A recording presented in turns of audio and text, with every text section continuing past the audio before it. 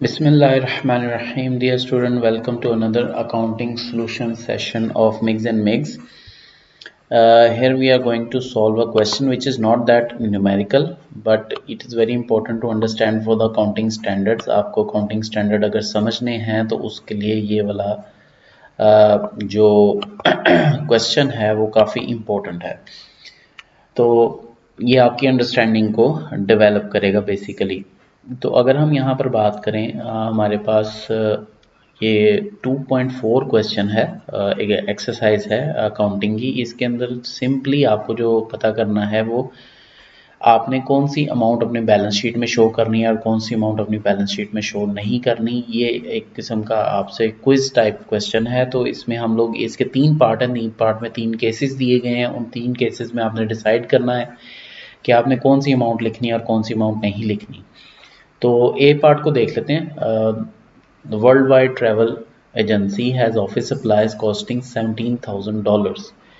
उन्होंने office supplies ली $17,000 की on hand at the balance sheet date. Balance sheet पे उसको जो लिखी हुई थी $1,700 की सप्लाईज लिखी हुई थी. These supplies were purchased from the supplier that does not give cash refund.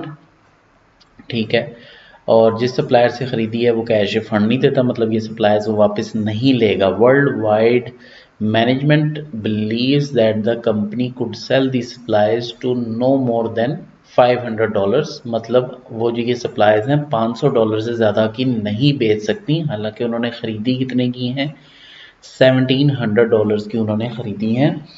लेकिन वहाँ पर जो आपके सामने जो अमाउंट आप बेच सकते हो जिस पे उसको, अब ये सप्लाईज जो हैं, ये सप्लाईज जो परचेज़ की हैं अभी इनकी जो मार्केट वैल्यू है वो $500 है. मतलब वो ये सोच रहे हैं कि अगर मार्केट में जाके बेचें तो $500 से ज़्यादा की नहीं बिकेंगी जो उन्होंने $1,700 की ख़रीद ली हैं. ठीक है, तो if it were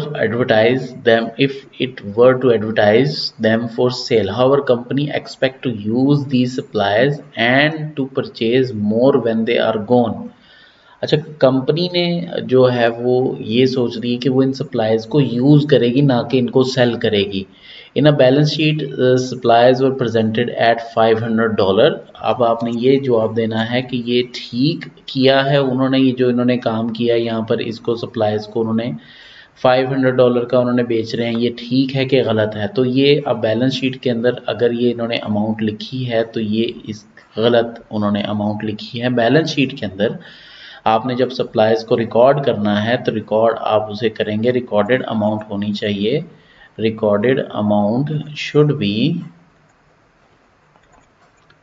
$1,700. उसकी वजह यह है कि $1,700 एक तो आपके ऑब्जेक्टिविटी प्रिंसिपल के मुताबिक है, ऑब्जेक्टिविटी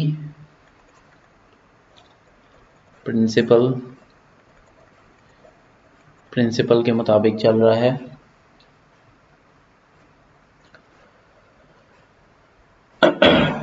सो ऑब्जेक्टिविटी प्रिंसिपल क्या कहता है कि आपके पास जो सबूत है इसको परचेज करने का वो $1,700 का है. आपके पास जो फैक्चुअल अमाउंट है वो $1,700 है, क्योंकि आपने परचेज जो है, जो परचेज ऑर्डर आपका बना है वो $1,700 का बना है, ना कि $500 का बना है. पहली बात तो ये. दूसरी बात ये कि कंपनी ने डिसाइड किया है कि वो अपने जो है वो इस्तेमाल के लिए रखेगी इन सप्लाईज को. तो अब उसने इन सप्लाईज को अपने इस्तेमाल के लिए रखा है, लेकिन उनको बैलेंस शीट में रिकॉर्ड कर रहा है $500 से, जो कि एक गलत चीज़ है. अगर वो मार्केट प्राइस पे करे और लिक्विडेशन प्राइस पे करे, मतलब इसको कह रहे हैं लिक्विडेशन का मतलब ये है कि आप इसको, लिक्विडेशन वैल्यू का मतलब ये है कि इसको सेल करने की, इसको एग्जॉस्ट करने की जो वैल्यू है, इसको सेल करने की, इसको ख़त्म करने की जो मेच्योरिटी वैल्यू है वो आप मेंशन करें, ना कि इनकी परचेज वैल्यू को. तो ये एक किस्म का हमारे जो बिजनेसेस की जो एक बहुत बड़ी अजम्पशन है जिसको हम कहते हैं गोइंग कंसर्न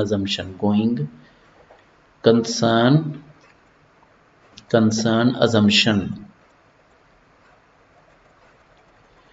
उस अजम्पशन को भी ये क्या कर रहा है, वॉयलेट कर रहा है। और ये बड़ी इंपॉर्टेंट अजम्पशन है कि business is a going concern, ये चलता रहेगा और इसके जो एसेट्स हैं उसको इस वजह से उसकी कॉस्ट प्राइस पे लिखा जाता है, उनकी मेन प्राइस के ऊपर उसको लिखा जाता है।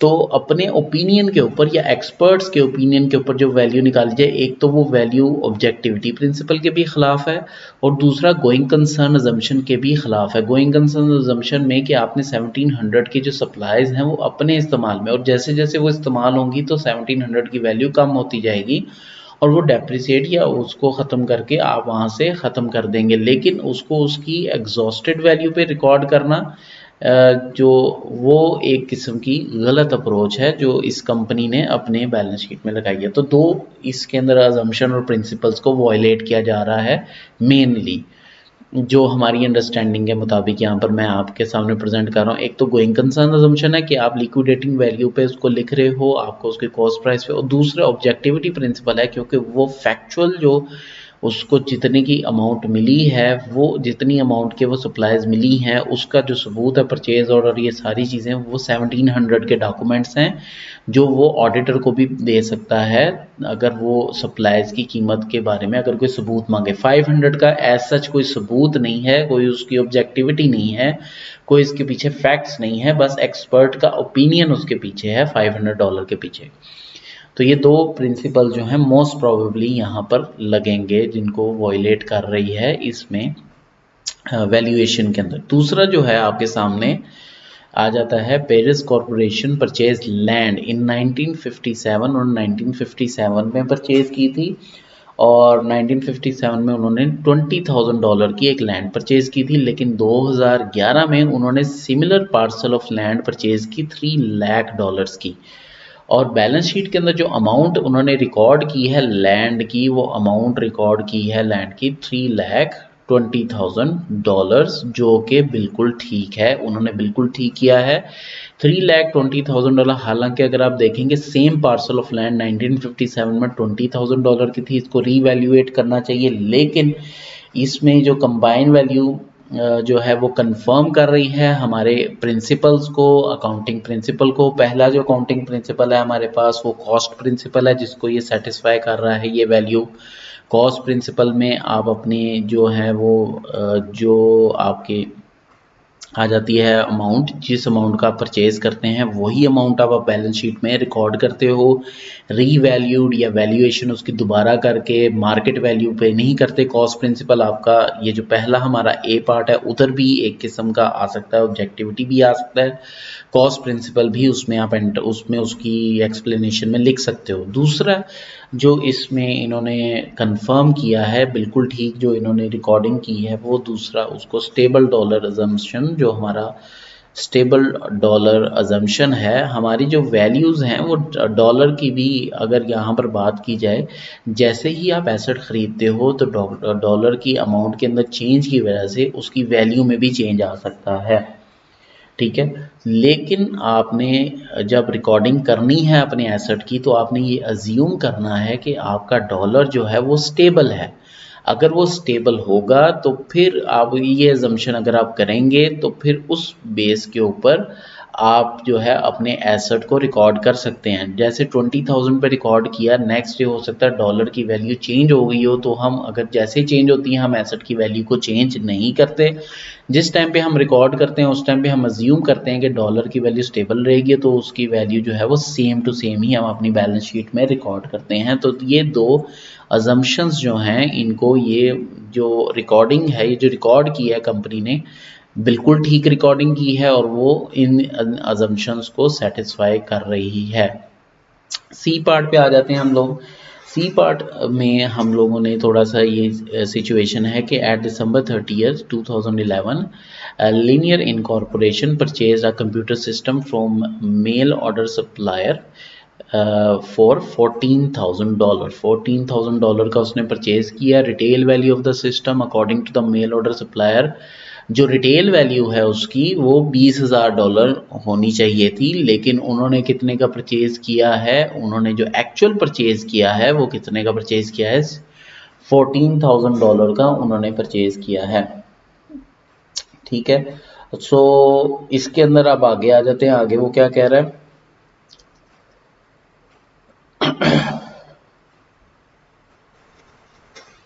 आगे वो कह रहा है कि on January 7th 2011 however the system was stolen during the burglary and its December 31st 2011 balance sheet linear show this computer system at $14,000 and made no reference to its retail value or to the burglary। जब हमारी balance sheet होती हैं वो issue late होती हैं, ठीक है, issue late होती हैं और हम जो रिकॉर्ड बताते हैं वो दिसंबर 30 तक बताते हैं। अब यहाँ पर जो उसने रिकॉर्ड किया है, जो उसने कंप्यूटर सिस्टम की रिकॉर्डिंग की है बैलेंस शीट में, उसने $14,000 से की है, which is absolutely right. Again it's according to cost principle, ठीक है, कॉस्ट प्रिंसिपल के मुताबिक है ये। It's according to objectivity principal,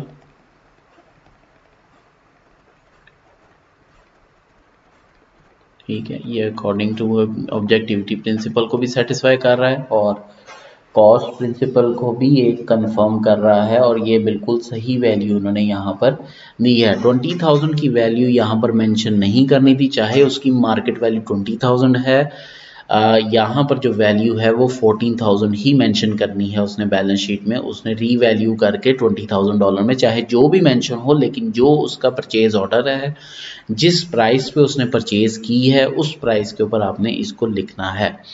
दूसरी बात, वो जो चोरी हुआ है कंप्यूटर, वो जनवरी 7 को चोरी हुआ है और ये इम्पोर्टेंट नहीं है कि हम इसको, अब चाहे हमारे फरवरी 12 को, लेकिन दिसंबर 31 तक वो चोरी नहीं हुआ था, हमें उसे रिकॉर्ड करने की ज़रूरत नहीं है या इसको लॉस में डालने की ज़रूरत नहीं है दिसंबर 31 तक। लेकिन हो सकता है कि इसके गुम होने से आपके मेन जो क्रेडिटर्स के डिसीजन हैं, क्रेडिटर्स या शेयर होल्डर्स के जो डिसीजन हैं, उसमें चेंज आ सके। तो इसमें ये होता है कि हम लोग इसमें वैसे मेंशन कर देते हैं, बैलेंस शीट में तो कोई चेंज नहीं आएगा, बैलेंस शीट तो एज इट इज़ ही होगी क्योंकि दिसंबर 31 तक कंप्यूटर सिस्टम मौजूद थे। जनवरी 7 को वो चोरी हुए तो हम नरेटिव डिस्क्लोजर, मतलब इसको राइटिंग में लिख सकते हैं और डिस्क्लोज कर सकते हैं, क्योंकि एक प्रिंसिपल होता है हमारे पास एडिक्वेट डिस्क्लोजर। एडिक्वेट डिस्क्लोजर, ये ऐसे फैक्ट्स डिस्क्लोज करना कंपनी के लिए लाजिम होते हैं जिनकी वजह से डिसीजन मेकर्स, जो एक्सटर्नल स्टेक होल्डर्स होते हैं आपके, मेनली एक्सटर्नल स्टेक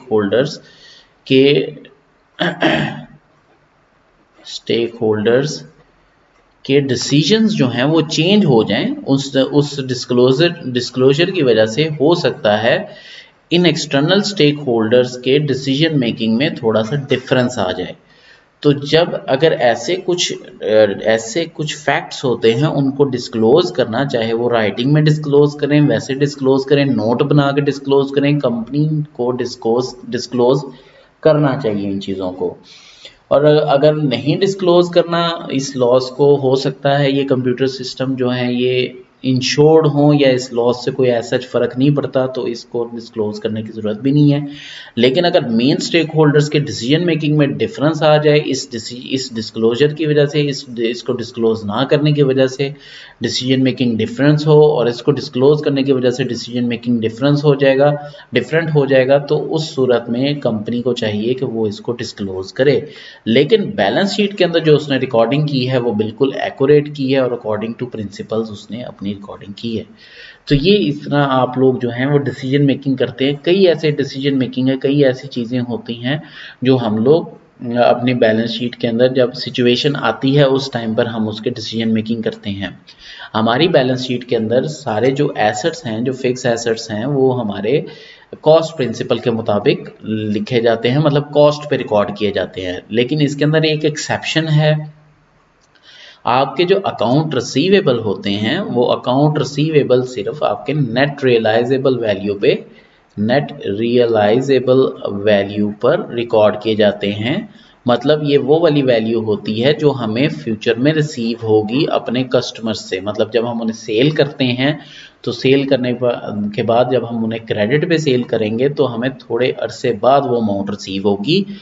तो वो जो अमाउंट है वो 2 महीने बाद 3 महीने बाद जितनी रिसीव होगी, जो हमारे से प्रॉमिस किया गया है, वो अमाउंट हम यहाँ पर अपनी बैलेंस शीट में लिखते हैं। फॉर एग्जांपल अगर एक हमारे पास कस्टमर है जिसे हमने सेल किया है, कैश पे सेल की है हमने उसे, दो चीज़ें, हमने उसे टोटल जो सेल की है वो $50,000 की सेल की है, ठीक है। और $50,000 में से हमने जो उससे $20,000 है वो हमने कैश पे, मतलब फ़ौरन ही हमें कैश मिल गया उसका, ठीक है। और बाकी जो $30,000 है वो हमने उसको अकाउंट रिसीवेबल हमने कहा है कि आप हमें 2 मंथ्स के बाद, हमें जो है 2 मंथ्स के बाद आप पे कर दोगे, ठीक है। तो ये जो 2 मंथ्स हैं अभी हमें ये अमाउंट रिसीव नहीं हुई, ये हमारे बिजनेस की वैल्यू को इंक्रीज करेगी फ्यूचर में।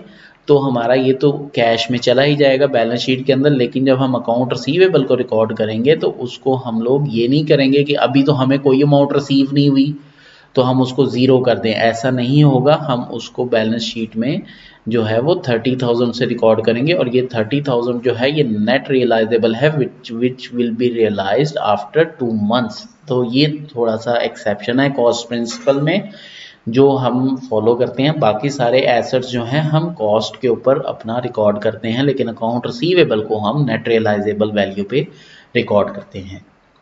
Hope this lecture help you solving your problems. Thank you very much. Fi Aman Allah.